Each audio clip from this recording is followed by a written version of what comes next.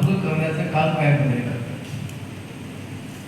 काही ठिकाणी तक्रार होत आहेत, वादावादी होत आहेत, निवडणुकीला सहकार्य केल्यावरून राग व्यक्त केला जातो. माझी आपल्या माध्यमातून प्रशासनाला विनंती राहील की अशा गोष्टी कुठलाही त्या ठिकाणी दबाव न स्वतःवर घेता, कारण शेवटी प्रशासनाजवळ कायदा सुव्यवस्था ठरवायची, असा कुठलाही दबाव न घेता त्यांनी या सर्वांकडे पाहिला पाहिजे.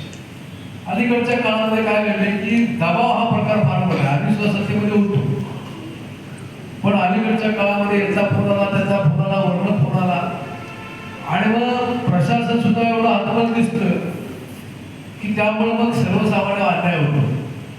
या माध्यमातून माझी त्यांना एक सूचना राहिली, विनंती असं म्हटलं बघायचं, माझी सूचना राहिली की आपण शेवटी कायदा सुविधा लागण्याचं काम आपल्या चांगल्या प्रकारचं करावं.